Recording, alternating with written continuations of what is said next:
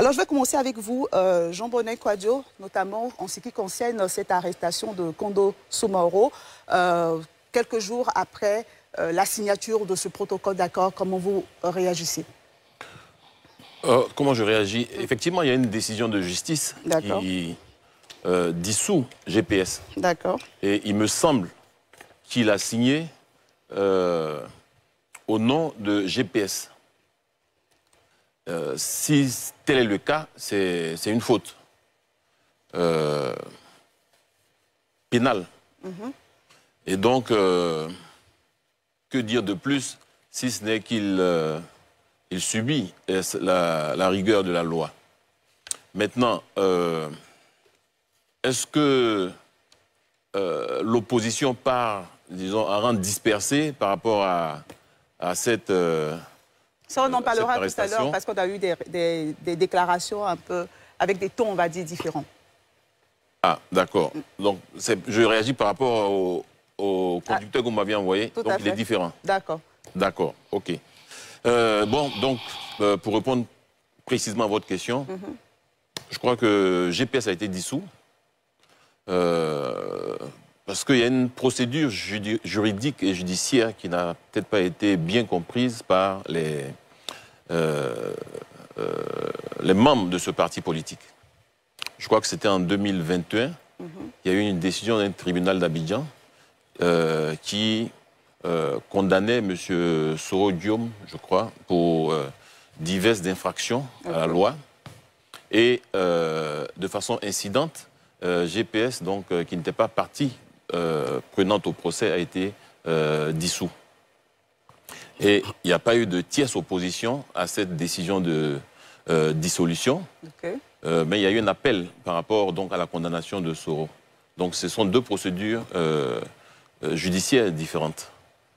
Et donc, aujourd'hui, on peut considérer d'un strict point de vue juridique que GPS est effectivement dissous. Donc pour vous, l'arrestation est justifiée? D'un strict point de vue juridique. D'accord. Voilà, d'un strict point de vue juridique. Je n'ai malheureusement pas la décision pour comprendre les subtilités ou pas de la décision, mais sur les grands principes du droit, oui, GPS est dissous. William Ado-Etienne, votre réaction, sinon la réaction du PDCI que vous représentez ce soir? Ben, moi, je ne suis pas juriste. Et comprenez que c'est tout à fait délicat pour moi. Parce que nous nous rappelons que le nouveau code de procédure pénale, en son article 185, alinéa 2, me met en danger ce soir. Et votre question me met en danger. Que dois-je dire d'une affaire supposée jugée? L'orientation que je vais donner peut être sujet à 1001 interprétations et me mettre moi-même en porte-à-faux avec cette justice. C'est ce qui est devenu mon pays. C'est ce qui est devenu la Côte d'Ivoire. Comment peut-on imaginer une opposition à qui on dénie le droit de dénoncer? Prendre la parole aujourd'hui pour se prononcer sur des faits qui entachent et qui mettent en danger la cohabitation, la cohésion nationale, c'est prendre le risque que je suis en train de prendre. Mais là, vous parlez d'autre chose. Vous parlez de l'article 185 du Code pénal. Nous parlons de l'arrestation, de la condamnation de Kondo Soumaoro. Vous me demandez de me prononcer sur l'arrestation de Kondo. Kondo, cette arrestation est réputée chose jugée. Mais je vais prendre mon courage pour le dire. Oui. Qu'est-ce que Kondo a bien pu faire en signant la déclaration qui a été signée le 9, que le GPS n'avait pas déjà fait? On a vu le GPS dans ce pays-là implanter ses bases. Le GPS qu'on dit dissous aujourd'hui a implanté ses bases. Ça n'a pas fait l'objet d'une arrestation. Kondo, il vient à poser sa signature au bas d'une déclaration qui appelle à l'apaisement, qui appelle à la responsabilité des tenants de la politique ivoirienne. Kondo n'est pas venu avec une épée entre les dents pour signer cette déclaration. Ça lui vaut cette arrestation. Je le dis c'est encore l'instrumentalisation de la justice. Instrumentalisation qui n'a pas lieu d'être. Nous sommes à 1 an d'une élection capitale. Arrêtons de chercher à noyer le poisson. D'accord, c'est votre avis. Je vais chuter complètement. Parce qu'en réalité, cette arrestation n'est que diversion. Dans la déclaration du 9, nous avons appelé à la responsabilité du pouvoir public. Nous allons à des élections présidentielles cruciales qui, par le passé, a entraîné mort d'homme. Nous avons insisté pour que nous nous retrouvions pour adresser toutes les questions. Qu'est-ce qu'on nous sert? L'arrestation de Kando. D'accord. Et c'est pour cela. Votre avis est bien pris en compte. C'est pour cela que sur ce plateau, je voudrais inviter les uns les autres à ne pas perdre de vue l'essentiel, qui est d'œuvrer pour que le pouvoir actuel accepte de créer les conditions pour une élection transparente, inclusive, pour que celui qui est élu au soir du 25 octobre 2025 soit l'émanation de toute la République. D'accord, c'est votre avis, on le respecte. Fabrice Lago, votre lecture de cette arrestation? Merci. Je voudrais, au nom du PPACI, exprimer ma solidarité à l'honorable Kando, à tous les militants du GPS et au président de ce parti qui est en exil. Le PPACI a produit une déclaration. Ce que je pense, c'est que c'est un procès politique et une condamnation politique. Mais je ne le dirai pas pour ne pas être poursuivi, pour discréditer une décision de justice, mais c'est véritablement ce que je pense. Et comme on ne peut pas être condamné pour ses pensées, ce n'est pas bien grave. Par contre, ce que j'aimerais relever ici, c'est que la presse en mars 2024 de cette année nous a informé que le chef de l'État, chef suprême, chef de la magistrature, avait 2 appels téléphoniques avec M. Guillaume Soro, qui est en exil.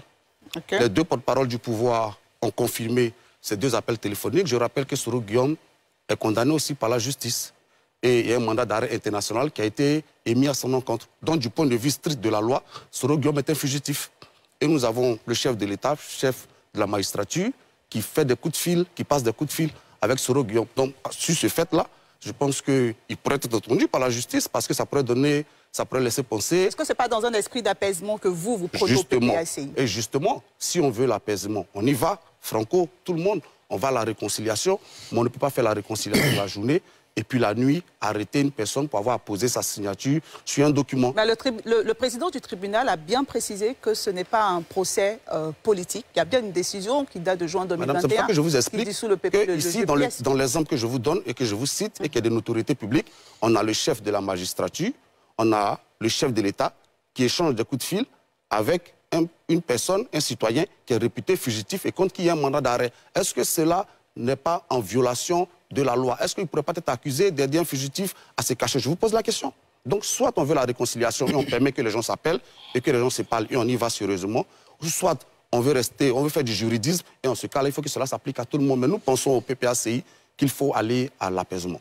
Il faut permettre à tout le monde d'exercer sa liberté de penser et sa liberté d'association. Et le pire, c'est que ce qui arrive aujourd'hui à GPS, c'est une épée de Damoclès qui plane sur quasiment tous les partis politiques. Il n'est pas exclu aujourd'hui qu'un parti, que ce soit le PDC ou que ce soit le COJEP, que demain on nous oppose des décisions de justice et qu'on nous empêche d'aller à la rencontre de nos militants ou de nous prononcer sur la vie de notre pays. Donc nous pensons que c'est une condamnation à dénoncer et nous appelons à la libération des militants du GPS et surtout au retour aussi en Côte d'Ivoire du président de ce parti qui est aujourd'hui en exil. Ok. Landry Cuyot. Merci bien, Evelyne. Alors, je voudrais, sur une question purement judiciaire, avoir une appréciation technique pour ce qui est de l'interprétation d'ordre politique. Je reviendrai par la suite. Alors, il se trouve qu'en 2021, par décision complémentaire, donc incidente, le GPS s'est vu retirer le droit d'exercer ses activités, lesquelles activités, je le précise, relèvent des libertés publiques. La décision est donc grave.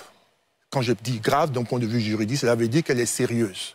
Quand le juge décide de retirer à une organisation le droit de faire valoir ses opinions politiques, lesquelles sont consacrées par la Constitution, c'est qu'il y a des raisons qui sont tout à fait importantes et qui lui permettent de pouvoir agir à cet effet. Deux thèses s'opposent aujourd'hui.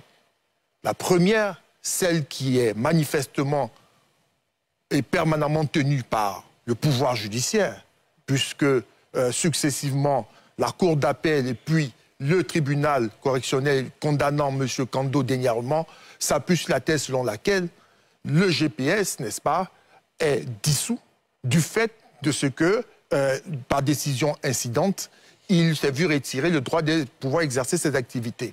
C'est la première des choses.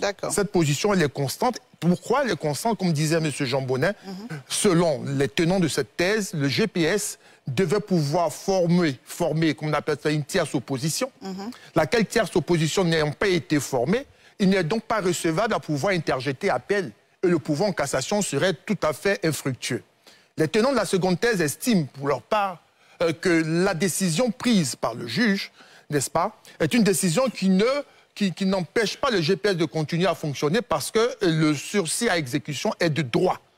Par voie de conséquence, quand bien même le recours serait continué, à ce moment-là, le GPS aurait donc à pouvoir continuer à exercer ses activités jusqu'à ce que la décision finale, celle de la Cour de cassation, soit prononcée. Mais dans tout état de cause, dans un état de droit, la possibilité est donnée à tout citoyen de pouvoir contester une décision de justice. Et c'est ce qui se passe. C'est important de préciser ça. C'est un état de droit. Dans un état de non-droit, on n'aurait pas eu la possibilité de contester une décision de justice. Donc c'est la première des choses dont il faut se féliciter. Et c'est la première garantie accordée à chacun d'entre nous, autant que nous sommes tous justiciables. Un juge se prononce sur une question, vous pouvez donc la faire contester ou la contester devant des juges d'une instance supérieure jusqu'à ce que, dans le débat contradictoire, vous puissiez avoir raison. Ça, c'est un premier point à l'actif de l'État de Côte d'Ivoire. La seconde chose, c'est laquelle? C'est que lorsque le juge se prononce et que l'on constate qu'aujourd'hui qu'il apparaît que la décision de justice est celle qu'elle a, il est bon de pouvoir la considérer comme telle. Je précise, il est bon de pouvoir la considérer comme telle, parce qu'agir contrairement à cela apparaît comme étant un acte de rébellion à une décision de justice. C'est en cela que la question de trouble à l'ordre public est précisée. C'est aussi important de le préciser. Maintenant, moi, je suis tout à fait curieux et patient d'attendre la décision de la Cour de cassation.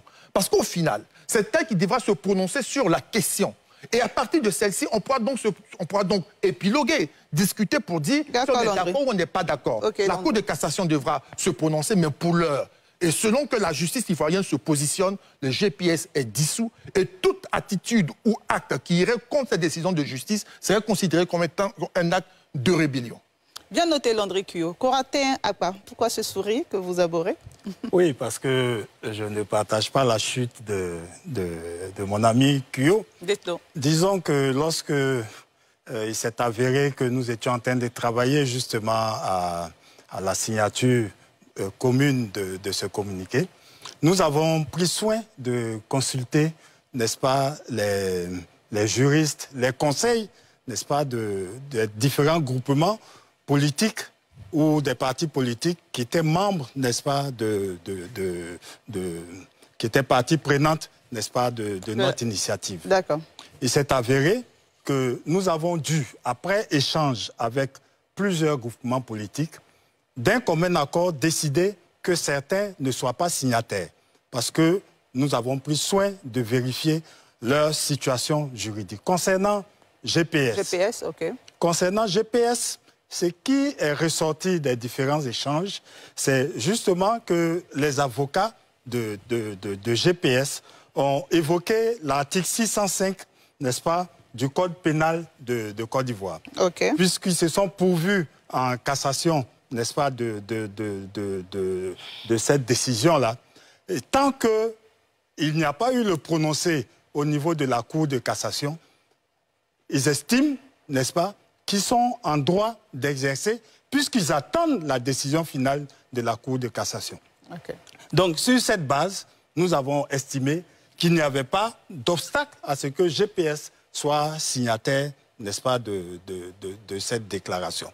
Je ne vais pas citer les partis qui ont décidé de se mettre en retrait, qui n'ont pas été à la table des séances, mais qui étaient dans la salle, justement parce que, en tant que groupement de partis sérieux, nous avons pris soin de nous assurer qu'il n'y avait pas d'obstacle au plan judiciaire. D'ailleurs, sur cette question, on se rappelle très bien qu'en novembre 2022, il y a eu le même problème avec Mme Bonnefond, qui avait représenté le GPS à une manifestation à la maison du PDCI. Okay. Elle avait été entendue et lorsqu'il a été évoqué l'article 605 du Code pénal, la procédure s'est arrêtée. Pourquoi est-ce que dans le cas de l'honorable Kando, on va jusqu'au bout de la procédure, et pourquoi est-ce que dans le cas qui fait jurisprudence, on a arrêté la procédure? C'est pourquoi nous pensons simplement que c'est une immixtion du politique, du juridique dans le politique. D'accord. Docteur Saraka. Et merci, Aveline. Moi, je voulais intervenir sur cette question à double titre. En tant que parti politique signataire de la déclaration qui vient d'être évoquée par M. Corentin, de ce point de vue, je pense qu'il ne faut pas faire deux poids, deux mesures. Donc cette jurisprudence qu'il a évoquée devrait être prise en compte. Et puis au-delà de tout, nous sommes dans un contexte, il faut beaucoup d'apaisement. Donc les autorités ne gagnent rien à prendre des mesures d'apaisement. Donc au-delà même du droit, de la justice. Parce que ce pays a besoin d'être dans un climat apaisé. Et c'est pour cela que nous sommes entièrement solidaires de cette déclaration. Nous réitérons qu'il est bon que Kando soit libéré, qu'il va à ses occupations, et puis le ciel ne tombera pas sur nos têtes. De ce point de vue, c'est la responsabilité des autorités ivoiriennes. En qualité de secrétaire général du COJEP, qui est le congrès panafricain pour la justice et l'égalité des peuples, vous avez bien entendu, justice. On ne peut pas du tout applaudir une telle situation. Parce que Fabrice l'a dit tout à l'heure, ce qui arrive à Pierre aujourd'hui peut arriver à Paul demain. Donc, nous devons être solidaires. Tous les acteurs politiques, je dis bien tous les acteurs politiques, y compris ceux qui sont au pouvoir. Parce qu'on est au pouvoir aujourd'hui, demain dans l'opposition. C'est pour cela que nous pensons qu'il faut aller à l'essentiel et faire en sorte que cette situation-là soit évacuée. Et pour terminer, le COJEP va même plus loin pour prôner, comme ça a été fait pour les journalistes. On a parlé de dépénalisation des délits de presse.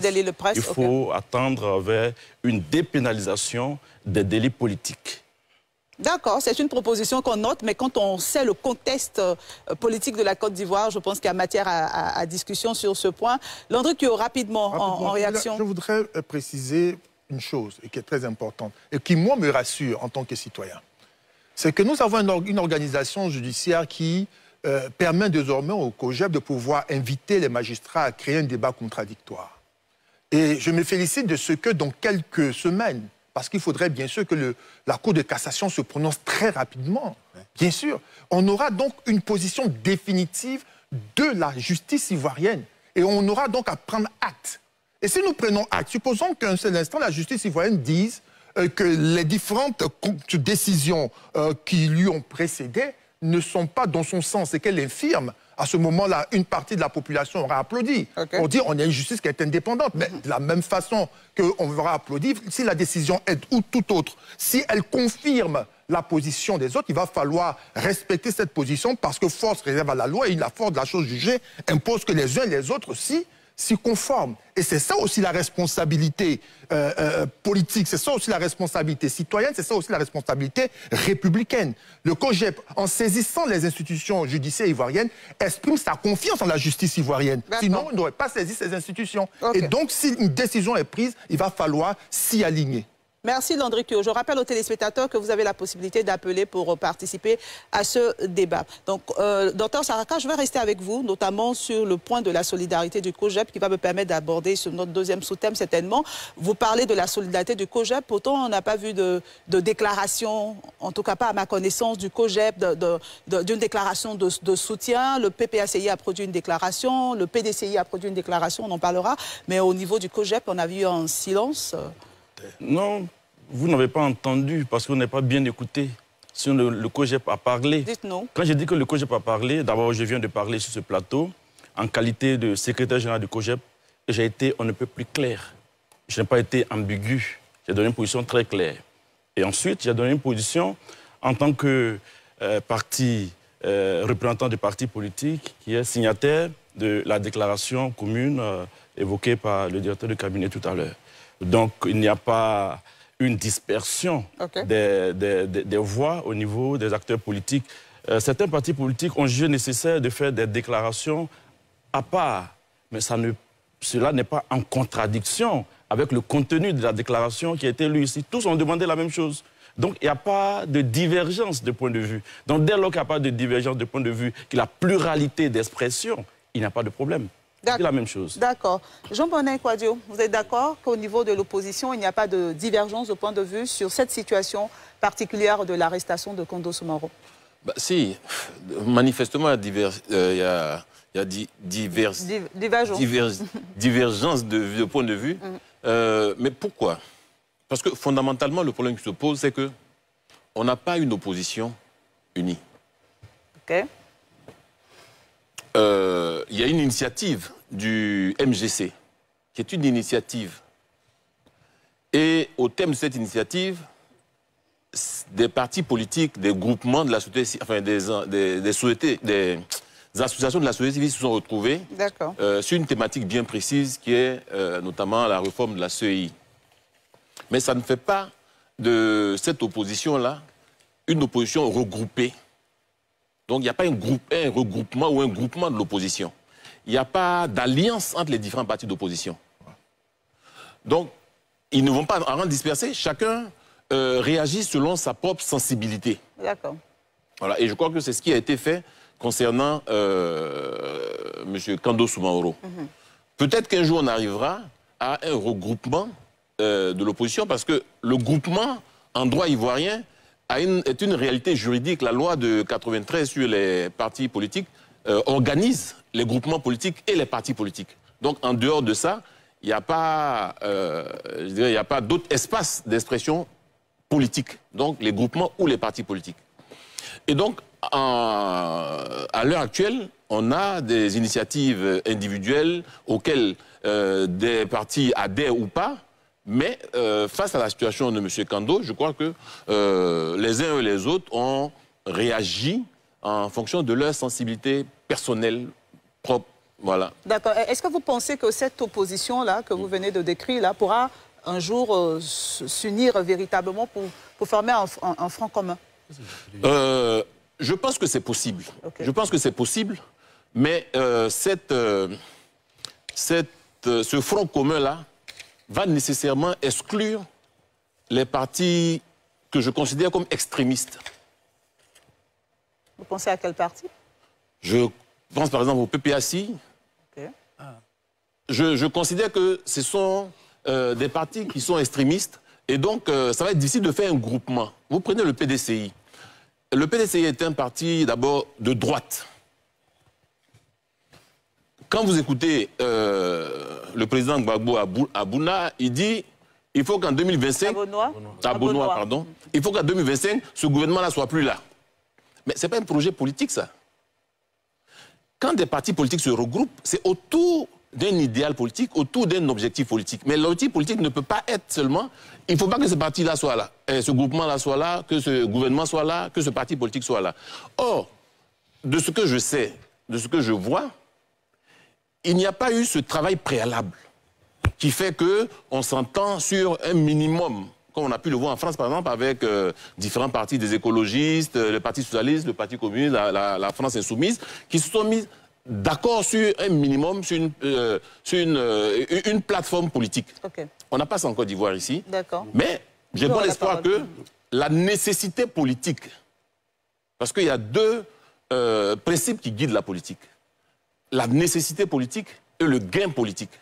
La nécessité politique fera que, tôt ou tard, ils vont devoir se rencontrer pour agir dans l'intérêt commun des partis politiques concernés. Mais la nécessité et le gain politique fera que les extrémistes n'auront pas leur place. D'accord. Fabrice Lago, qui veut réagir à vos propos.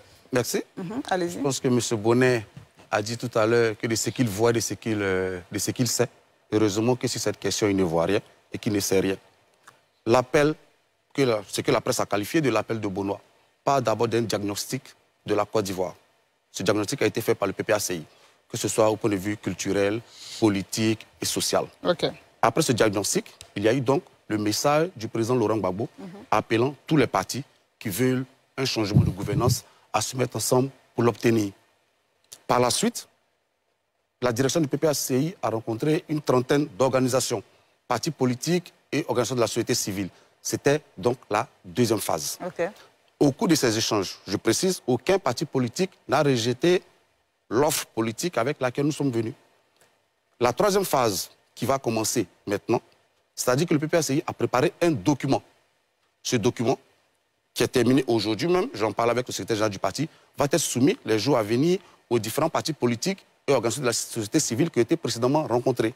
Ce document va donc préciser le cadre de la collaboration que nous souhaitons avoir et libre à chaque parti politique par la suite de se prononcer. Donc quand on dit que l'appel de Benoît n'a pas de contenu, je pense que qualifier le PPACI des partis extrémistes, je pense que c'est un peu faux en fait. Quand on est juriste et quand on est responsable de la société civile, il faut faire attention aux mots qu'on emploie.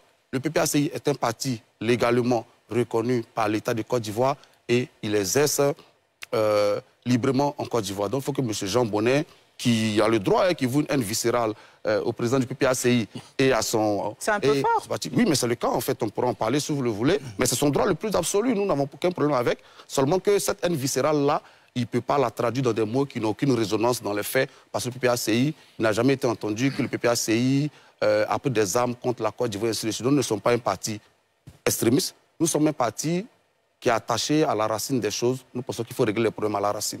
D'accord, on a bien noté votre point de vue. William Ado-Etienne, on va revenir sur cette position des différents partis d'opposition, notamment le PDCI, qui, lui, après, a produit un communiqué dans lequel il semblait se désolidariser du GPS, de l'avis de certaines personnes dans l'opinion publique. Que répondez-vous? Oui, une déclaration dans la vie d'un parti politique, ça ne se prend pas n'importe comment à la légère. Okay. Une déclaration a une cible. Elle est soit adressée aux militants de son parti, ce qui était le cas, adressée à toute la nation, adressée à l'international. Nous avons condamné l'arrestation de Kando. Le PDCI, de toute façon, s'est toujours montré du côté des victimes. Nous avons estimé que Kando était une victime. Victime de quoi? Victime de cette instrumentalisation, de notre point de vue, de la justice, qui en fait camouflait. Allez-y.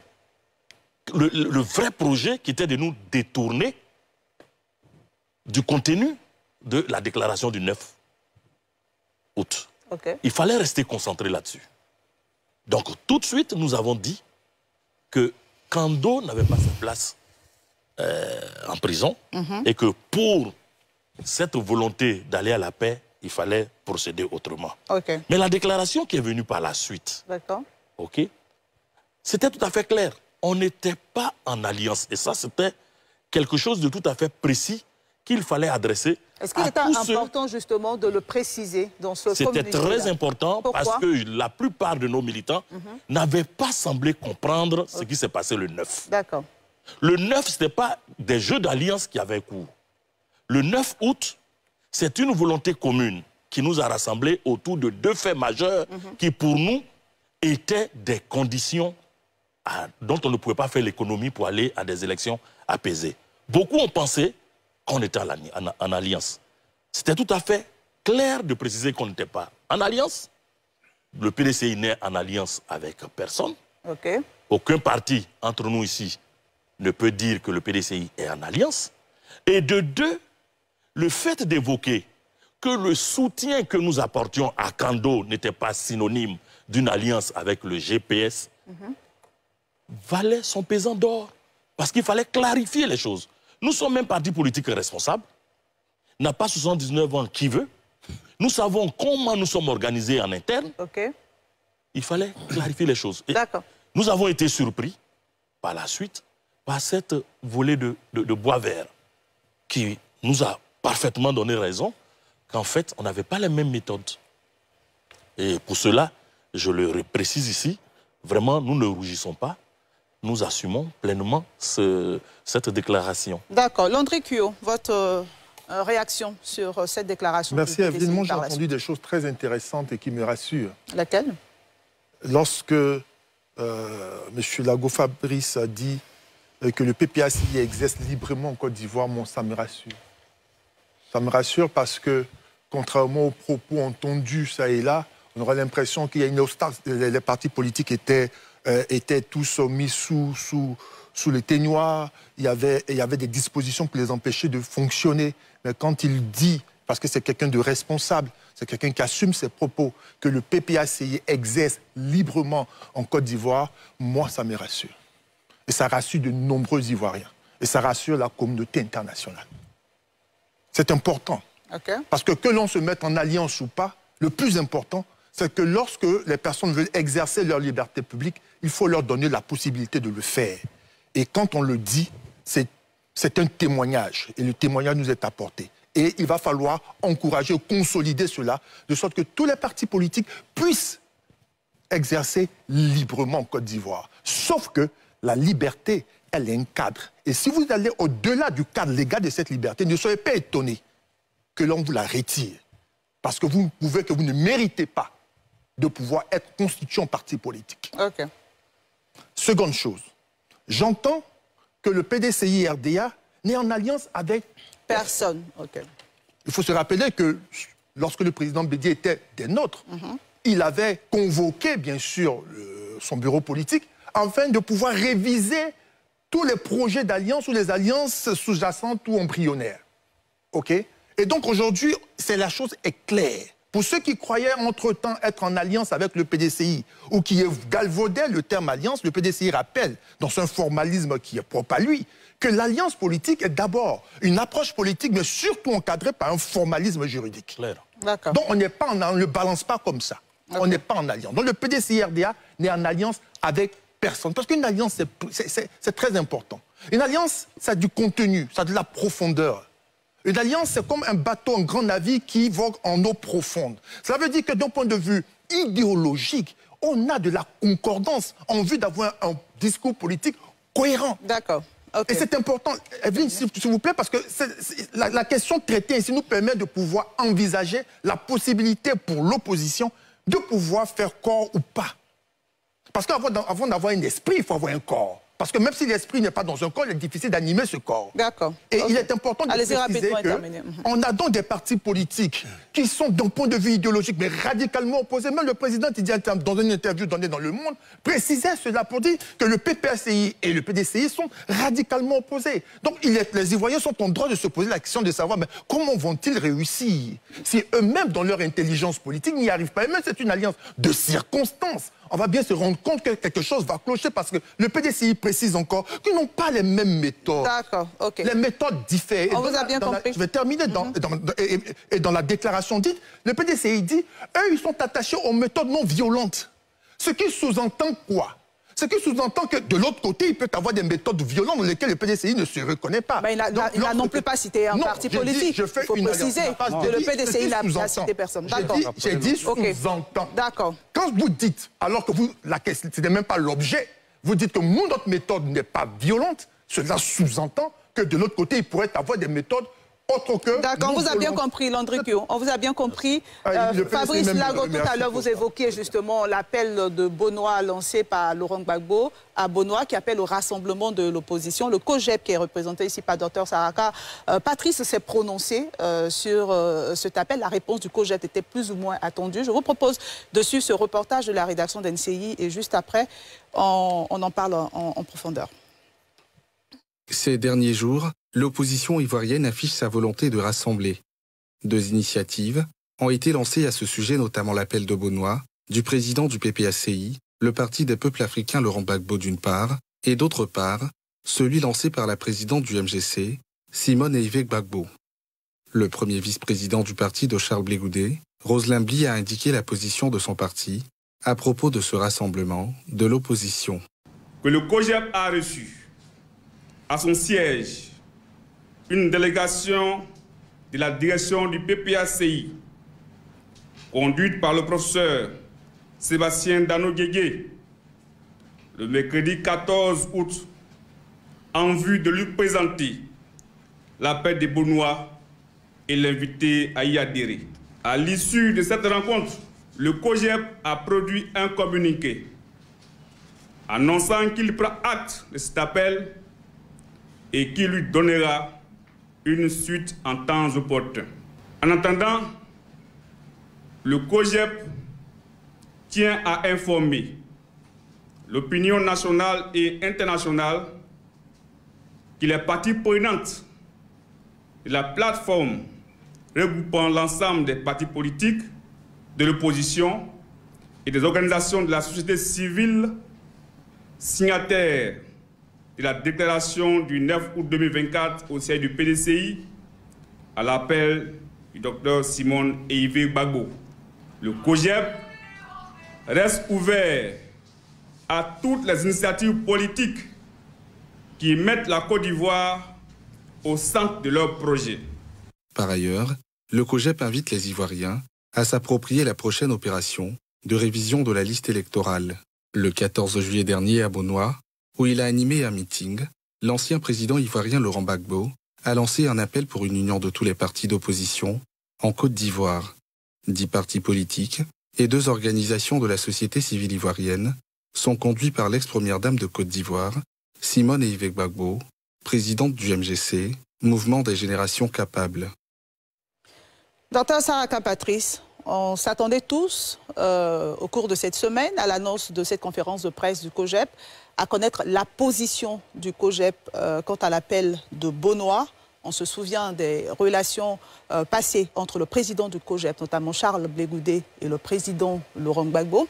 Et on a une conférence de presse, on sort avec une réponse, je dirais, mitigée, ambiguë, parce que vous dites d'un côté, on va se prononcer en temps opportun. D'un autre côté, vous dites, par contre, en ce qui concerne la plateforme de rassemblement de l'opposition, nous sommes avec cette plateforme. Qu'est-ce qu'on doit retenir finalement, la position du COJEP face à l'appel de Beaunois? Merci, merci Evelyne, pour cette question qui me donne l'opportunité d'apporter quelques clarifications, quelques précisions. Okay. Et M. Lago l'a dit tout à l'heure aussi, hein, qu'ils sont dans une démarche, dans une approche, c'est un processus. D'accord. Je voulais juste indiquer que le 9 août, vous l'avez indiqué tout à l'heure, un certain nombre d'organisations politiques et des organisations de la société civile ont signé une déclaration commune qui avait 2 objectifs clés. Premier objectif, s'attaquer au mal ivoirien qui est son système électoral qui est défaillant. Okay. Deuxième objectif, demander un dialogue politique inclusif. Okay. Et puis, de façon subsidiaire, un troisième objectif, démontrer cette union de l'opposition sur au moins ces questions-là. Et cette démarche, ce processus qui aboutit au 9 août, beaucoup ne le savent pas. Que ce soit le PPACI et d'autres organisations, beaucoup ne le savent pas. C'est depuis le 3 novembre 2023. 2023, OK.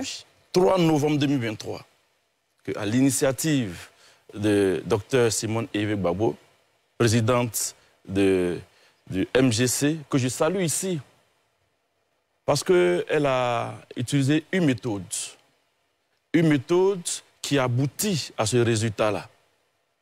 Petit à petit, des organisations ont adhéré et nous sommes parvenus à ce résultat. Okay. Je dis bien novembre 2023 et 9 août 2024. C'est seulement le 14 août 2024 que, officiellement, une délégation du PPACI est venue à notre siège pour porter à notre connaissance, pour nous donner l'information officielle de l'appel de Beaunois. Mais ce sont des interrogations qui passent dans nos esprits. Laquelle? Il y a certainement une valeur ajoutée que l'appel de Beaunois va apporter. Il y a certainement un contenu qui nous sera donné, des clarifications qui seront apportées. Et donc, je suis surpris qu'on donne le sentiment que c'était un appel à l'endroit du COJEP. Et on demande ce que dit le COJEP, que le COJEP n'a dit ni oui ni non. Mais est-ce que c'était un appel à l'endroit que du COJEP? Est-ce que vous pouvez me donner la liste des organisations qui ont dit oui ou bien qui ont dit non à l'appel de Bonois? Un processus suppose plusieurs étapes. Il y a une porte d'entrée, il y a une porte de sortie. Okay. Entre les deux portes, il y a plusieurs étapes. Mais à peine on nous donne une information officielle, qu'on ne connaît même pas les autres étapes, on nous dit, que dit le COJEP?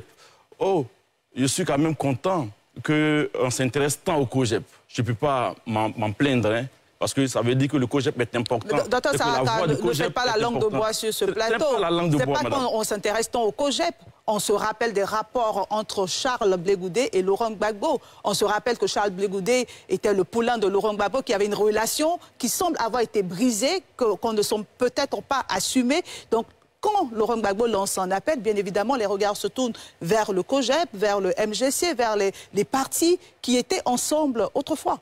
Ok, c'est normal que les regards se tournent vers le COJEP. Okay. Cela n'est pas du tout un problème fondamental. Mais nous disons qu'au COJEP, d'accord. Là, vous parlez bien du COJEP. Oui. Et vous étiez en train de parler des relations entre Charles Blé Goudé et le président du PPACI. Ça, c'est autre chose. Président du COJEP également, Charles Blé Goudé. Oui, le COJEP est une organisation qui a ses principes, qui a ses objectifs, qui a sa démarche, qui a sa méthode pour prendre des décisions.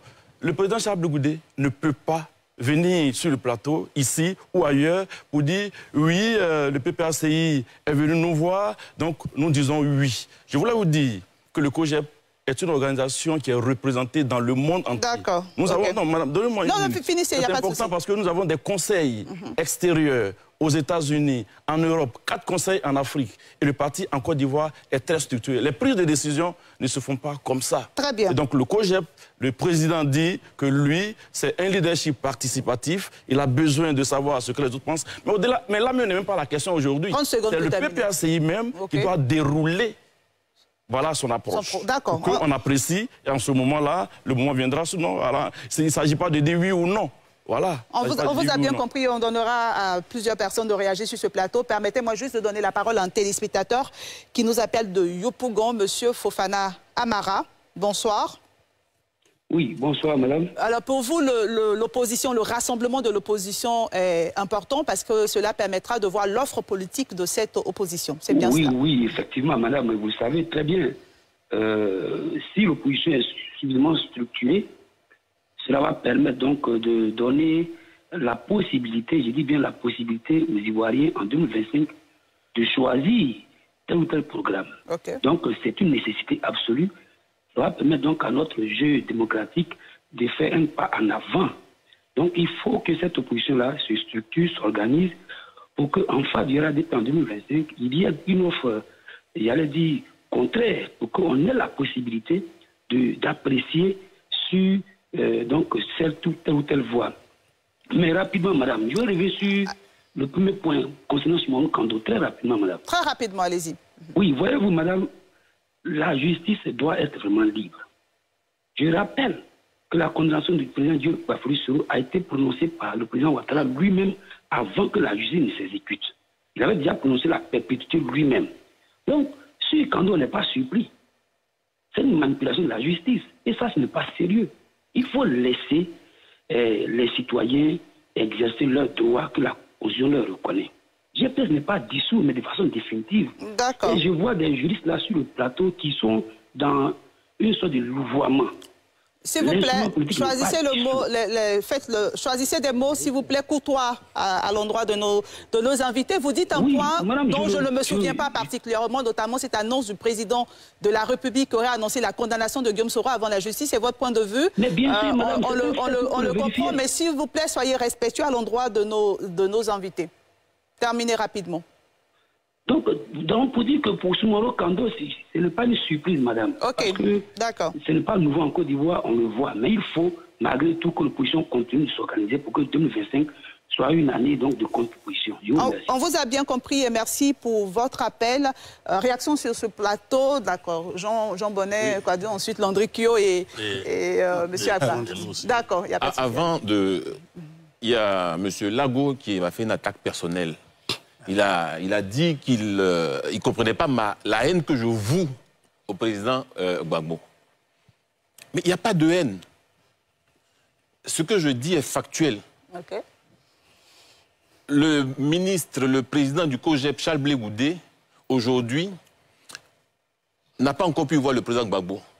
On lui a demandé de faire une audience, de formaliser. Il n'a pas pu le voir. Aujourd'hui, Gbagbo ne prononce pas le nom de Charles Blé Goudé. Il dit celui que vous connaissez là. Il ne prononce même pas son nom. Il ne parle pas avec Afin Guessan. Donc la haine, ce n'est pas de mon côté. Qu'est-ce que vous voulez nous dire? Ce que je dis, c'est qu'il ne faut pas qu'il dise que je voue une haine au président Gbagbo. Okay. Je constate la posture qu'il a avec ses camarades ou ses anciens camarades. Maintenant, pour revenir au sujet de l'appel de Bonois, okay. Vous avez écouté tout à l'heure M. Saraka. Comment est-ce qu'il répond à l'appel de Mme Gbagbo? C'est une procédure, c'est un processus. Mais au cours d'un meeting, sans rien préparer, alors que vous ne parlez pas à vos camarades, vous ne parlez pas à Finguessan, vous ne parlez pas à Madou Koulibaly, vous ne parlez pas à X et Y, vous dites « rassemblons-nous ». Mais le minimum de bon sens voudrait qu'on se réconcilie d'abord. Quand vous avez traité des gens d'enveloppe vide, vous avez traité des gens de cailloux qu'il faut contourner, le minimum avant de les appeler à travailler ensemble, c'est de vous réconcilier. Okay. Et ça, vous n'engagez pas cette procédure élémentaire qui montre que vous avez effectivement envie d'aller à un rassemblement.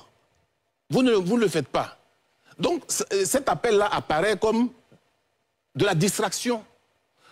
On a un meeting ou alors, bon, au sein du PPACI, on a certainement des militants, des cadres qui font pression sur Gbagbo pour dire à Gbagbo, écoutez, il faut qu'on soit réunis. Donc, je pense par exemple à Don Melo, je pense par exemple à Mme Bonique Laverie, okay. Donc qui dit, bon, ok, pour me débarrasser d'eux, je lance l'appel de Bonois, et puis, bon, voilà. Donc c'est à ça que ça ressemble. D'accord. Sinon, c'est pas comme ça que quand on est en palabre avec des gens, on les réhabilite. D'accord, on a bien compris. Fabrice Lago, vous aurez la parole, ne vous en faites pas. Je vais donner la parole à ceux qui attendent avant vous depuis un moment. Corentin Akpa et ensuite Landry Kyo. Oui, ce que je veux dire par rapport à l'union, le rassemblement de l'opposition, il faut reconnaître que c'était une forte attente des populations. Okay. Tout le monde en était conscient, mais comment est-ce qu'il fallait y arriver? Effectivement, depuis 2023, la présidente du MGC a choisi la méthode, n'est-ce pas, du corps à corps. Okay. Donc, elle a envoyé des délégations vers pratiquement tous les partis politiques. Dans le PPACI? Dans le PPACI. Okay. Les syndicats, les organisations de la société civile, les organisations religieuses. Tout cela ont été rencontrés et c'est à partir de là que nous avons commencé à bâtir petit à petit ce dont nous avons vu le résultat la dernière fois au PDCI. Ce que je veux dire, c'est que c'est quelque chose qui doit se bâtir. Ça ne peut pas, n'est-ce pas, être obtenu ex nihilo. Ça se bâtit. Et c'est pour cela que je demande à tous ceux qui sont dans les mois depuis le communiqué du PDCI de s'apaiser. Il n'y a pas de fissure par rapport à ce qui est initié. Effectivement, lorsque nous étions en train de rédiger la déclaration de soutien à l'honorable Kando, le PDCI, dans le comité de rédaction, avait déjà, n'est-ce pas, émis ses réserves. Okay. Mais le PDCI était complètement partant pour cette signature. Nous leur avons dit que ce qu'ils voulaient introduire dans cette déclaration était certes utile, mais pas nécessaire, parce qu'elle allait plutôt jeter le moi, n'est-ce pas, dans le cœur de toute cette population qui voulait voir. D'accord. C'est juste pour dire que les choses vont se mettre en place. Alors, je vais chuter rapidement par rapport à l'appel de Bonois. Oui, mais justement, c'est la question que j'allais vous poser par rapport à l'appel de Bonois. Est-ce que le MGC est disposé à répondre à cet appel-là? Sur l'appel de Bonois, nous avons reçu l'envoyé du président Laurent Gbagbo, notamment le ministre Danon Djedje qui est venu présenter l'appel de Bonois. Et nous avons dit à l'envoyé du président Laurent Gbagbo que nous ne pouvions que nous réjouit, n'est-ce pas, de ce changement pratiquement de paradigme, parce que nous avions entendu le président Laurent Gbagbo, lors d'une interview, dire qu'il n'était pas là pour rassembler l'opposition. Et si aujourd'hui, il est pour le rassemblement de l'opposition, nous ne pouvons que nous en réjouir et que c'était une bonne chose, que nous les en félicitions. Mais en même temps, nous leur avons dit que depuis, beaucoup de choses, beaucoup d'initiatives ont été prises et il y a donc ce rassemblement qui est en cours et que nous les invitions à rejoindre, n'est-ce pas, ce rassemblement. Autrement dit, est-ce que le MGC, de façon claire, pour permettre à nos téléspectateurs de comprendre, parce que je veux éviter la langue de bois sur ce plateau, autrement dit, est-ce que le MGC est disposé à répondre oui, à répondre favorablement à l'appel lancé par je crois que, je l'ai dit, on applaudit l'initiative de nos deux maires. Nous leur avons demandé de nous dire ce que ça renferme. Lago vient de le confirmer. Ils ont dit que pour l'instant, ils n'avaient lancé que l'appel. Ils allaient prendre le temps de formaliser et revenir. En temps, nous, on continue. D'accord. Landry-Kyo. J'observe qu'on a... Bien sûr. J'observe qu'on a deux méthodes. Deux méthodes radicalement opposées. Il y a une méthode très consciencieuse qui commence par la discrétion. Depuis novembre 2023, on prend la peine de travailler quelque chose. Vous voyez le temps que ça a pris? Pratiquement 1 an. On travaille quelque chose parce que c'est sérieux. On veut lui donner un contenu avant de faire une annonce, avant de pouvoir proposer l'événementiel. On travaille. On appelle les uns et les autres. D'abord, il y a certainement des civilités parce qu'il faut mettre les gens en confiance. Et puis, lorsqu'on est prêt, on présente. La démarche est tellement séduisante, tellement intéressante, tellement intelligible et intelligente que c'est pratiquement un succès. Quelques-uns n'ont pas signé. Mais en réalité, dans le jeu politique, ce n'est pas grand-chose. D'accord. Et ça entend. Et ça, c'est entendu. Et c'est tellement bien entendu que les regards des Ivoiriens supportent l'espoir et suscitent par rapport à ça. Et puis de l'autre côté, on a une autre méthode, qui est celle de faire l'annonce, puis on va préparer la documentation, on va envoyer les uns les autres en mission pour leur dire, ben, écoutez, on va vous donner le contenu, et puis après ça, vous allez pouvoir vous prononcer. Moi, de par ma culture, je suis séduit par la première des démarches. Je suis séduit par cette démarche-là. Okay. Et je crois ne pas être le seul à être séduit par cette démarche, et parce que vous avez vu le nombre de partis politiques signataires, et ça, c'est important. Evelyne, je ne vais pas terminer. Oui, mais allez-y un peu rapidement, parce que le temps est contre nous. Oui, Quelle est la démarche qui ne vous séduit pas? Non, moi, je dis ce qui me séduit. D'accord. Ce qui ne vous séduit pas, vous n'en parlez pas. C'est pas mon problème. Mais vous avez parlé de 2 méthodes. Donc la deuxième, c'est laquelle? La démarche du MGC, de Madame ça, on a compris. Je trouve. Et c'est quoi la deuxième méthode? La seconde démarche, comme je l'ai dit, consiste à annoncer, à faire l'annonce et ensuite venir. La seconde, l'autre élément qui peut susciter en moi quelques inquiétudes. Vous voyez, lorsqu'on parle de l'union, que ce soit des partis politiques ou des personnes, les questions personnelles, les questions d'ego, les inimitiés, ces genres de choses fragilisent et peut affecter durablement ou de manière incidente ou suffisante des projets de rassemblement en vue de construire un projet sérieux. Les Ivoiriens que vous voyez là, certes, tout à l'heure j'entends qu'ils étaient dans l'attente. Mais vous savez, les Ivoiriens sont habitués à ça. Ils ont l'impression d'être en face d'un programme télévisé, saison 1, saison 2, saison 3. Et donc ils attendaient certainement la 3e saison de cette fameuse union. Tant que les inimitiés ne seront pas réglées, parce que les Ivoiriens savent exactement de quoi il s'agit. On peut avoir des formules politiques pour dire non, tout va bien, mais ils ne sont pas fous. Tant que ce n'est pas réglé, tant qu'on n'appose pas des actes réels dans lesquels on se sera réconcilié, les Ivoiriens n'y croiront pas. Ils ne peuvent pas y croire.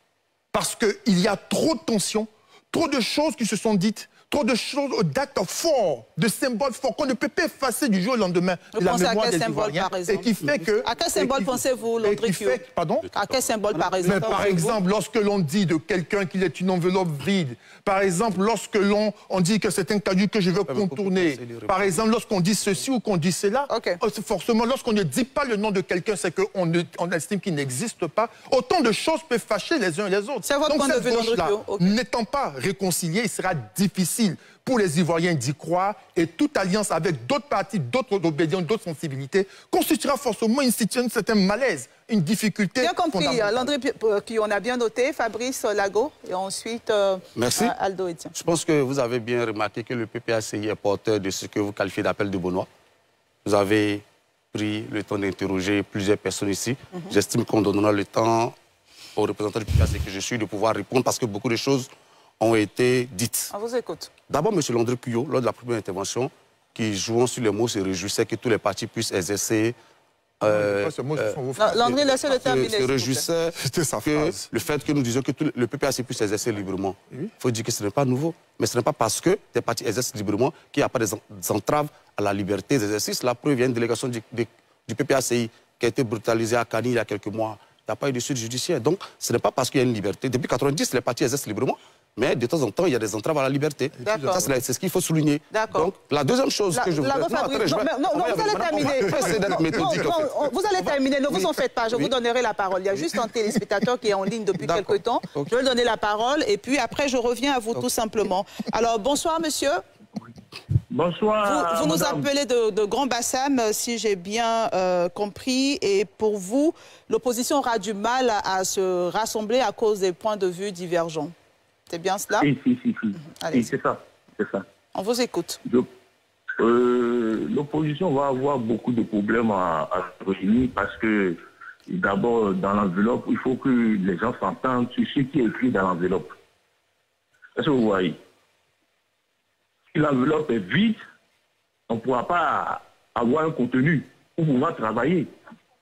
Est-ce que vous voyez? Donc, ça va être compliqué pour l'opposition de se mettre ensemble. Et je voulais revenir sur ce que M. André Fouillé a dit tout à l'heure. Moi, je suis d'accord avec lui. À un moment donné, il faut que les politiciens respectent les lois. J'ai l'impression qu'en Côte d'Ivoire et dans beaucoup de pays en Afrique, les politiciens sont braves parce qu'ils commettent des actes et de mauvais actes sur les champs politiques. Ils sont de faire la politique, d'accord, mais quand ils posent des actes qui ne sont pas respectueux des droits, mais sur le champ politique, qui répondent de leurs actes, c'est tout. Il faut qu'on arrête avec cette impunité-là. Il faut qu'on arrête ça un jour. Les gens vont toujours mourir inutilement en Côte d'Ivoire. Tu fais des politiciens qui sont irresponsables. Je suis désolé de le dire. Les gens sont irresponsables en Côte d'Ivoire. Des responsables, on ne sait pas quel conseil ils peuvent donner à leurs enfants à la maison. Quand ils agissent comme ça, on envoie les enfants déjà à l'abattoir. Eux, leurs enfants ne sortent jamais pour aller mourir. C'est les enfants des gens qu'on envoie à l'abattoir. C'est pas normal. Il faut qu'on arrête avec ça. Il faut que chacun respecte les lois. Ce que moi j'ai appris quand j'étais enfant, ta liberté finit là où commence la liberté de l'autre. C'est ce que je voulais dire. D'accord. Madame. Merci beaucoup pour votre appel, Fabrice Lago. Donc vous avez la parole pour continuer. De me permettre de continuer. Et comme le disait le téléspectateur, j'ai aussi entendu M. Cuyot insistant sur le respect de la loi. La loi, c'est la loi. Il faut que les partis politiques s'y conforment. Il faut que les acteurs politiques s'y conforment. Je suis heureux de l'entendre le dire, en fait. Mais dans ce pays, quand même, il faut que nous ayons de la mémoire. Dans ce pays, des membres de son parti politique, l'ancêtre de son parti politique, notamment le RADP, ont été arrêtés, j'étais en prison. On a vu le RDR demander leur libération. On n'a pas entendu le RDR dire, comme j'étais en prison, il faut qu'ils y restent jusqu'à ce qu'ils aient épuisé la peine. Dans ce propre pays, on a vu le chef de l'État actuel, une décision de la Cour suprême qui disait qu'il ne remplissait pas les conditions pour être candidat à l'élection présidentielle. Mais on n'a pas entendu le RDR dire qu'il fallait se tenir à cette décision. Au contraire, on a eu plusieurs déclarations incendiaires que je n'ai même pas envie de citer ici, appelant à faire tomber le pouvoir. Merci de ne pas les citer. Donc, il faut qu'on arrête de jouer avec la loi. Il faut qu'on arrête le juridique. C'est ce que je vous tenais à préciser. Ensuite, pour repréciser les choses, je l'ai dit, ce que vous qualifiez d'appel de Beaunois, pas d'un diagnostic. Ensuite, nous avons approché une trentaine de partis politiques et organisations de la société civile. Nous leur avons porté l'information. La semaine prochaine, il y aura toute la documentation à la disposition des partis politiques. Ensuite, ceux-ci se prononceront sur le contenu, mais une partie du contenu. Et le PPACI prendra acte. Donc, pour nous, la réponse du COJEP, il n'y a pas le feu en la demeure. Puisque le COJEP dit qu'il prend acte et qu'il se prononcera très bientôt. Certainement qu'après que le document lui soit mis à disposition, le COJEP et son président se prononceront. Et c'est valable pour tout le monde, puisque nous avons rencontré tous les partis politiques et les groupements de la société civile. Donc c'est une méthode que nous appliquons. Maintenant, quant à savoir est-ce qu'elle sera efficace ou pas, bon, sauf à lancer des courriers ou à faire de la politique fiction, on ne peut pas le prédire. Le PPACI dit une chose, madame. Pour nous, ce qui importe, ce n'est pas qui lance l'appel, c'est quelle est la cause qui nous unit. C'est d'abord ça qui est le plus important. Le porteur de message est aussi important. Non, madame, vous savez, je vais vous dire tout à l'heure pourquoi. Pour nous, cela est important, certes, mais ce n'est pas l'essentiel. L'essentiel, c'est quelle est la cause qui nous unit. Aujourd'hui, nous disons que nous voulons des élections libres, démocratiques et transparentes. Madame, il y a plusieurs acteurs politiques de premier plan qui aujourd'hui ne peuvent pas se porter candidat, notamment le président du COJEP, qui ne peut pas être candidat à l'élection présidentielle. C'est un problème que nous devons régler lors du dialogue politique auquel nous appelons. On a notamment Soro Guillaume, qui est en exil, qui doit rentrer et se porter candidat s'il le souhaite. Ce sont les questions que nous devons régler. Il y a la question de la candidature du président Laurent Gbagbo, qui est aussi pendante. Donc, il y a une méthode que nous appliquons. La documentation va arriver dans tous les partis politiques. Ils vont prendre le temps de l'analyser et se prononcer.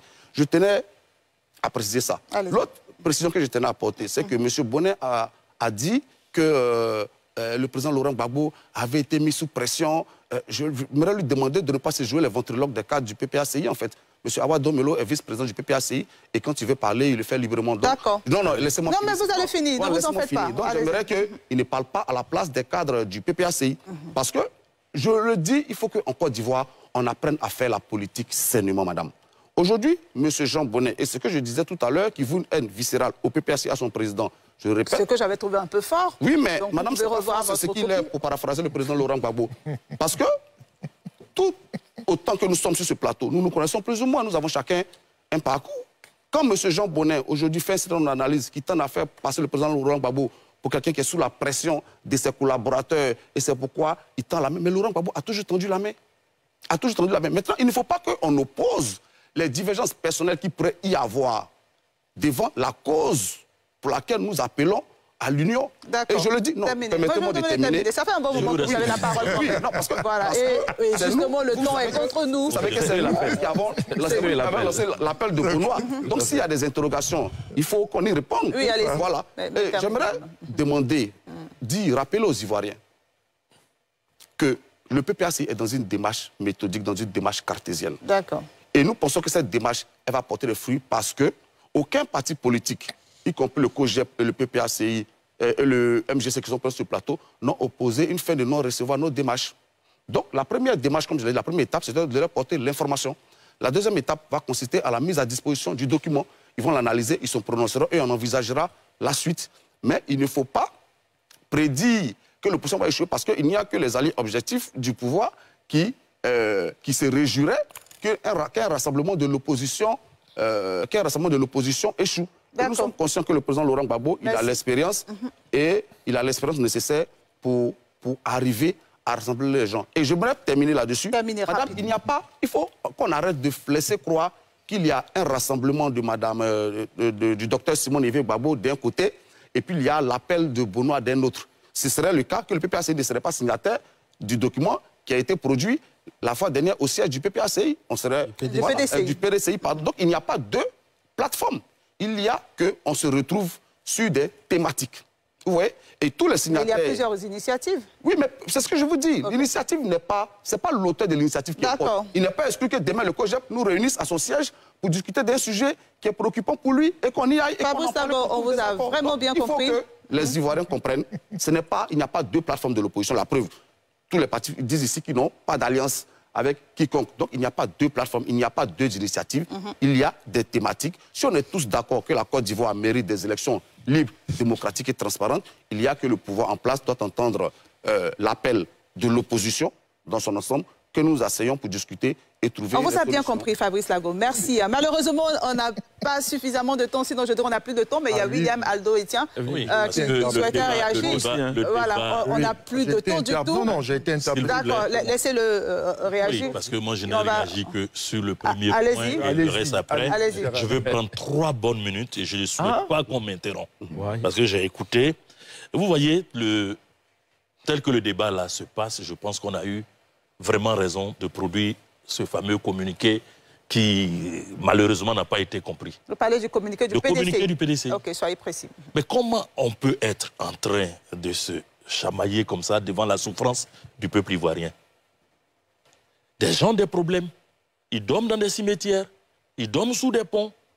Et une opposition responsable, c'est une opposition qui adresse toutes ces questions-là, que de venir poser des problèmes de personnes. Vous comprenez? C'est pour cela que la question de l'alliance doit être analysée avec beaucoup de sérieux. Faire alliance nécessite un corpus de valeurs et de principes. Et ça, vous l'avez dit. Et au PDCI, ce genre de décisions se prennent à un autre niveau. D'accord. Jusqu'à ce que je vienne sur ce plateau, je n'ai pas souvenance qu'une quelconque alliance ait été débutée. Il y a des thèmes sur lesquels un minimum de consensus est donné, sur lesquels on se retrouve. Au PDCI, la question reste ouverte. D'accord. Nous déjà, au dernier congrès extraordinaire, nous avons choisi notre cheval pour aller aux élections. Pour nous, il présente le meilleur profil. Et sur la centaine de partis politiques que la Côte d'Ivoire compte, il y a une cinquantaine qui est en train de s'organiser autour du président du PDCI-RDA. Okay. Justement, pour pouvoir adresser toutes ces questions-là. Pour nous, il n'y a pas à chercher midi à 14h. Et il a un profil idéal, parce que à vouloir refaire 1000 fois les mêmes choses, on aboutit toujours 1000 fois au même résultat. Et les Ivoiriens seront très déçus de savoir qu'on n'ait pas pu tirer dans notre génie toute la ressource nécessaire pour abréger leur souffrance. D'accord. Non. Vous allez terminer, mais allez-y. Malheureusement, je ne suis pas maîtresse du temps. Non, permettez. Le temps est une denrée très précieuse ce soir pour moi. Donc, allez-y un peu rapidement. Pourquoi je dis qu'il faut qu'on arrête de perdre vraiment notre énergie et d'aller à l'essentiel, qui est de se réunir autour du candidat du PDCI-RDA? C'est toute cette aura qu'il développe. Il y a un autre appel. Ah oui, c'est toute cette aura qu'il présente. C'est le fait qu'il est un facteur de réconciliation, de par lui-même son propre profil personnel. Comprenez? D'accord. Et donc, je vais inviter les uns les autres à aller à l'essentiel. L'essentiel pour nous, c'est de revenir à ce qu'il y a à faire pour qu'on ait des élections apaisées. Merci, les 3 minutes sont écoulées. Les 3 minutes sont écoulées. Merci, si les 3 minutes sont écoulées, je vais permettre à Landry Kio, la tâche est difficile dans ce moment, mais vraiment très rapidement, Landry Kio, Dr Saraka et ensuite Jean Bonnet, mais vraiment rapidement, parce qu'on débat sur ce thème. Aucun problème, Elvire. Vous savez, je me réjouis parce que mes éléments de langage me sont donnés par les différents consultants qui sont ici. Alors, je tiens à préciser encore une chose, que moi, je ne joue pas sur les mots, je reprends actuellement les mots qui ont été dits. Sans revenir. Non, attendez, parce que ça, c'est important, c'est très important. On ne peut pas être dans un État s'il n'y a pas le minimum, et le minimum, c'est la liberté. Et le PPACI, par la voix de M. Lago, dit pouvoir exercer librement, même s'il y a quelques entraves. Mais dans un État sécurisé, il y a toujours la différence entre des entraves et quelques entraves. Des entraves, encore que des est un article indéfini. S'il vous plaît, Fabrice Lago, s'il vous plaît, mais laissez-le terminer. Un article indéfini, et que ça me réjouit davantage, est un article indéfini. Donc votre pensée n'étant pas clairement définie, laissez-moi pouvoir l'interpréter. Je vais vous donner des exemples. Calmez-vous. Non, ne faites pas ça. Allez-y, s'il vous plaît, messieurs. Non, s'il vous plaît. Mais justement, laissez-le terminer, vous avez eu votre temps de parole. Landry Kio, allez-y. Non, personne ne s'emmerde, c'est vous qui interrompez. Alors, autre chose qui est importante. Tout à l'heure, mon voisin de gauche disait du président Laurent Gbagbo qui changeait de paradigme. Mais c'est heureux. C'est heureux qu'on change de paradigme. Lorsqu'on dit « je suis là pour réunir la gauche », qu'aujourd'hui on change. C'est vrai que même ça peut créer des doutes. C'est vrai. Parce qu'un propos qui sort de la parole, de la bouche de Laurent Gbagbo, ce n'est pas de n'importe qui. Historiquement parlant, c'est un opposant politique remarquable, ancien chef de l'État. Lorsqu'il dit ça, ça a blessé énormément de personnes. Si la démarche est contraire aujourd'hui, tant mieux, mais ça ne va pas manquer d'avoir des séquelles. Et c'est en cela qu'il est important. Lorsqu'au PDCI-RDA, on rappelle le fait que les tensions internes, les palabres, les petites choses sont des éléments fondamentaux pour empêcher l'opposition de marcher de manière cohérente, c'est la vérité. On a entendu même un autre appel. Landry, vous aviez promis de ne pas être long. Il y en a combien? Ce sont des appels morceau par morceau. Mais les Ivoiriens ne vont pas continuer à pouvoir regarder l'opposition morceau par morceau. Bien noté. Pas sérieux. On a bien compris, on a bien compris. Docteur Saraka Patrick, mais vraiment en 30 secondes. Vraiment, oui, allez-y. Je sais que vous pouvez y arriver. Oui, juste dire deux choses. La première, c'est par rapport au rassemblement, au collectif des partis politiques et organisations qui ont signé le 9 août à la maison du PDCI, que d'ailleurs je tiens à saluer, qui nous a offert son cadre. Cette signature devrait avoir lieu d'abord le 1er août. Ça a été reporté par rapport à la levée de deuil du président Henri Konan Bédié, paix à son âme. Donc je tiens à dire merci au PDC. Ce rassemblement-là, il est impersonnel. Ce n'est pas un rassemblement autour d'un leader. Ah oui. Okay. Ce n'est pas un rassemblement autour d'un parti politique. C'est un rassemblement qui a au centre l'intérêt des Ivoiriens. Merci. Et le représentant du PDCI l'a éloquemment dit, et la porte-parole du rassemblement l'a également éloquemment dit ce jour-là. Okay. Ça, c'est ce que je tiens à dire sur le rassemblement du 9 août dernier. Pour ce qui concerne la paix de Bonois, je pense qu'il y a 3 avancées majeures par rapport à ce... on va pas les citer. On va pas les citer. Hein. Non, la première avancée, c'est que Dicap Corentin l'a dit, le président Laurent Gbagbo s'engage à œuvrer pour un rassemblement. D'accord, la deuxième. Oui, deuxièmement, parce que on a des critères ont été donnés pour dire qu'on ne va pas marcher avec n'importe qui, pas avec des roublards. Et la rencontre entre le PPACI et le COJEP à notre siège montre également que du point de vue de la sélection, le COJEP n'est pas identifié comme un parti de roublards. Et dernière chose, troisième chose, et c'est une avancée parce qu'il y a quelques mois de cela, personne ne pouvait imaginer le PPACI à notre siège. Parce que plusieurs fois, on a demandé à rencontrer le président Laurent Gbagbo, juste après l'arrivée du président Charles Blé Goudé, et puis un peu après, etc. On est heureux parce que vous voyez, il y a 3 avancées quand même. Et on note ces avancées, Dr Saraka. Je dis, prenons ce qui est acquis, ce capital-là, ce rassemblement des partis politiques du 9 août dernier. À partir de là, on peut bâtir quelque chose de grand. Très bien, je suis désolé, je suis obligé de vous arracher la parole. Jean-Bonnet Kouadio, rapidement. Alors, je voudrais terminer sur ce qu'a dit M. Lago. Ils ont envoyé des délégations... Sans refaire le débat. Non, je ne refais pas le débat. Non, il dit qu'ils ont envoyé des délégations qui ont été reçues par le MGC, par le COJEP, par le FPI, etc. Ça me réjouit. Ça me réjouit moins que M. Gbagbo refuse de recevoir le COJEP, refuse de recevoir le leader du FPI, etc. Donc, ça veut dire que le problème... Excusez-moi, je n'ai pas l'habitude d'avoir la langue de bois. J'aime dire les choses telles qu'elles sont. Là, on a des partis politiques qui sont là, qui ne s'aiment pas les uns les autres, forcément. Mais à les entendre, on a l'impression qu'on est dans un monde de bisounours. Je ne mange pas de ce pain, je dis ce qui est. La réalité aujourd'hui, c'est que M. Gbagbo a adopté une posture qui l'a isolé. Et quand vous avez pris une telle posture, où vous êtes retrouvé isolé, qui est une posture sans issue, l'humilité veut qu'on reconnaisse qu'effectivement, on a adopté une posture qui n'était pas bonne. Et donc, on revient en arrière et on dit, bon, ok, on va se réconcilier, comme l'a fait le MGC, et puis en ce moment-là, on met en place une base de travail. D'accord. C'est ça qui est conforme aux procédures. C'est votre avis et on le note. Je suis vraiment désolée, on va fermer cette partie d'émission. On va faire cette pause et ensuite aborder notre deuxième thème de ce soir.